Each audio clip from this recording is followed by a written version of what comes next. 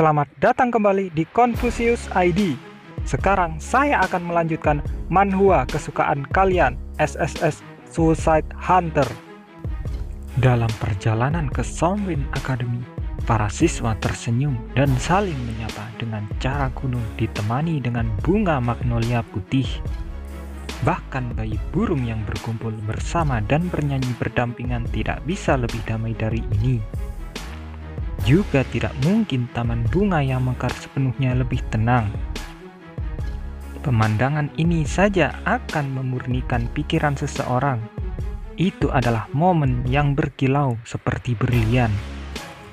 Heretic Inquisitor disapa di tengah jalan, tapi dalam percakapan itu, Heretic Inquisitor menampilkan sifat yang telah dipelajari dari Flame Emperor yang membuat Nyonya Anggrek Putih kaget dan minta penjelasan, tapi semakin dihina oleh Heretic Inquisitor, dan akhirnya Nyonya Anggrek Putih jatuh pingsan. Bayi burung yang bernyanyi dengan damai terhempas, dan sebuah bom meledak di atas taman magnolia yang tenang. Berlian itu berkobar. Para wanita bangsawan muda dengan terampil merawat taman sekelas mereka yang pingsan. Tapi mereka tidak bisa menyembunyikan keterkejutan mereka. Heretic Inquisitor tersenyum. Seorang wanita muda di dekatnya mencoba mengecek kepala Nyonya Anggrek Putih, tapi malah dihina oleh Heretic Inquisitor dan akhirnya pingsan juga. Kekacauan telah tiba. Itu benar-benar pemandangan apokalips. Buku apokalips belum dihancurkan, tapi rute ke Somrin Academy sedang terbakar. Heretic Inquisitor yang memiliki radius 20 meter untuk dirinya sendiri tersenyum dengan wajah yang tidak menunjukkan sedikit pun kejahatan. Dia memang memiliki lingkaran hitam di bawah matanya karena pelatihan sikap yang dia terima semalam. Heretic Inquisitor memuji King of Death karena ajarannya penghayatan karakter tidak naik. Tapi itu juga bukan karena Flame Emperor, melainkan Heretic Inquisitor yang cepat menerima pembelajaran. King of Death membungkuk pada sudut yang sesuai untuk seorang kepala pelayan. Pagi ini, total 14 wanita memasuki rumah sakit akademi. Insiden di jalan di depan asrama putih dengan cepat menyebar ke seluruh sekolah. Itu dikenal sebagai insiden "Apakah kepalamu baik-baik saja?" Restoran, gedung utama, taman, kemanapun mereka pergi, para siswa bergosip tentang kejadian tersebut.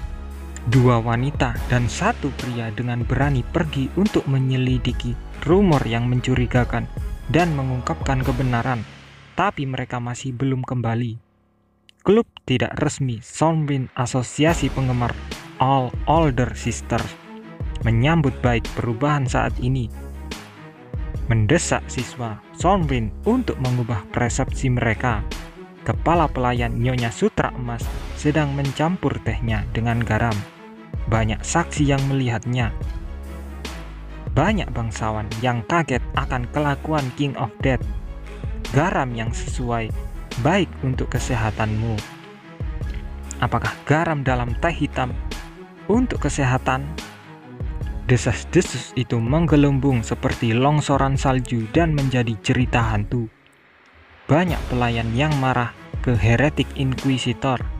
Namun, meski rumornya dibesar-besarkan, memang benar 14 wanita pingsan. Tentu saja para pelayan wanita ini marah. Bahkan jika mereka tidak bisa menyerang seorang wanita bangsawan, mereka bisa meminta untuk berduel dengan King of Death. Bawahan seperti mereka untuk berduel. Saat makan siang, pelayan yang marah bergegas mengantri untuk melawan King of Death. Heretic Inquisitor mengangguk. King of Death diam-diam menginjak kaki Heretic Inquisitor dan dia meringis kesakitan. King of Death menjelaskan untuk jangan langsung menerima permintaan karena itu termasuk citra bangsawan yang baik. Kemudian King of Death memberi nasihat untuk menghadapi para pelayan.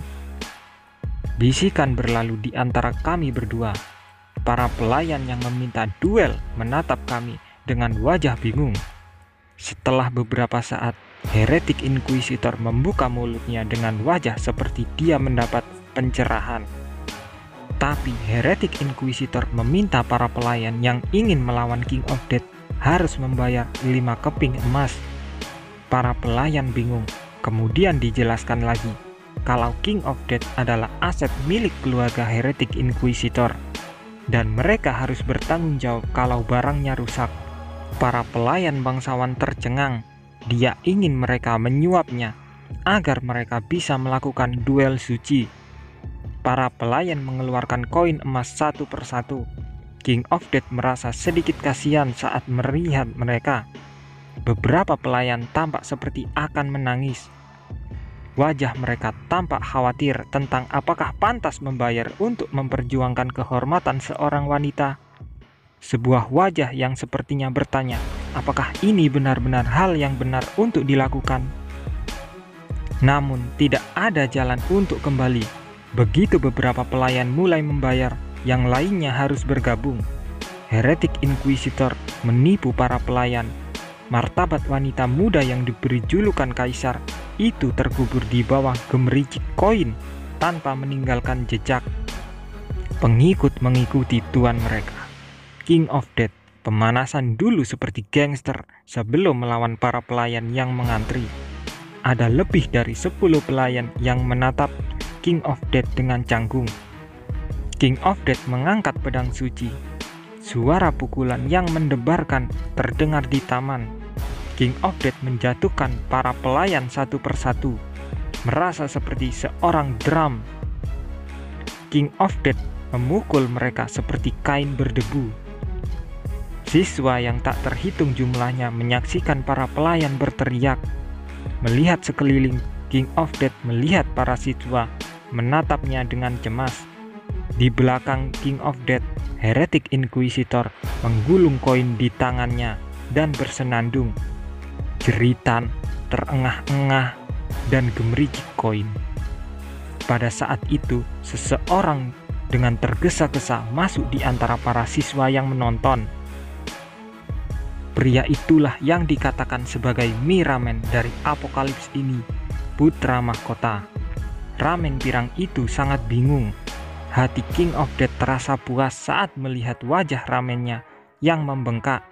King of Death dan Heretic Inquisitor membalas rasa malu yang mereka rasakan karena dia tadi malam. Pangeran memelototi King of Death, bergumam cepat untuk kuah ramen yang disajikan dengan nasi.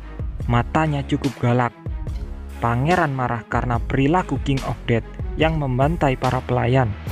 Kemudian King of Death meminta maaf dan meletakkan pedang suci di pinggangnya dan menundukkan kepalanya. Pangeran semakin menghina King of Death yang tidak kompeten, menutup mulutnya dan mengerucutkan bibirnya. Lalu dia menggelengkan kepalanya. Pangeran memberi nasihat kepada Heretic Inquisitor kalau di kekaisaran banyak pelayan yang lebih kompeten. Dan bahkan Kasim yang dibesarkan dengan sangat hati-hati. Dan pangeran bisa memberi pelayan yang lebih bagus. Para siswa yang hadir berseru lirih. Di sana-sini, kamu juga bisa melihat wanita-wanita muda yang jatuh cinta pada tampilan memuja itu. Baru saja, pangeran mengungkapkan kasih sayangnya secara terbuka. Para wanita menghela nafas sedih dan berbisik di antara mereka sendiri. Padahal pangeran sudah bertunangan dengan Nyonya Lili Perak. Mata para wanita berbinar saat mereka berbicara tentang apa yang akan menjadi hasil terbaik. Tidak ada skandal sepanas romansa keluarga kekaisaran. Jika berlian di rumah mereka sendiri terbakar, mereka akan mati karena penyesalan. Tapi mereka akan membayar 1000 emas untuk melihat berlian paling cemerlang dari luka bakar lainnya. Pangeran mendekat dan meraih pergelangan tangan Heretic Inquisitor untuk menerima permintaannya tadi. Heretic Inquisitor memandang pangeran. Saat ini King of Death juga. Akankah cinta protagonis wanita Nyonya Sutra Emas lebih kuat? Atau akankah ego Heretic Inquisitor yang memerankan gadis nakal menjadi lebih kuat. King of Death melakukan yang terbaik untuk memperkuat yang terakhir. Tapi pada akhirnya, Heretic Inquisitor yang harus bertarung dalam pikirannya. Heretic Inquisitor perlahan membuka mulutnya, dan Heretic Inquisitor mengomentari bau parfum yang digunakan pangeran agak aneh baginya. Senyuman cerah terlihat di wajah Heretic Inquisitor. Heretic Inquisitor dengan halus mengeluarkan pergelangan tangannya dari genggaman pangeran, lalu mengeluarkan kipas dan membukanya. Di atas kipas angin, matanya menyipit menjadi senyuman. Heretic Inquisitor bertanya tentang siapa dalang di balik penyerangan tadi malam. Tapi pangeran menjawab kalau investigasi masih berlangsung. Heretic Inquisitor kemudian menyanjung King of Death sebagai pelayan yang kompeten untuk melindunginya. Kalau tidak ada King of Death, pasti Heretic Inquisitor sudah meninggal tadi malam. Saat itu, pangeran marah dan Heretic Inquisitor tertawa dengan kipas yang terbuka lebar. Itulah lanjutan manhwa SSS Suicide Hunter. Mohon maaf jika ada salah kata, tapi jika kalian suka jangan lupa untuk like dan subscribe channel ini supaya semakin berkembang.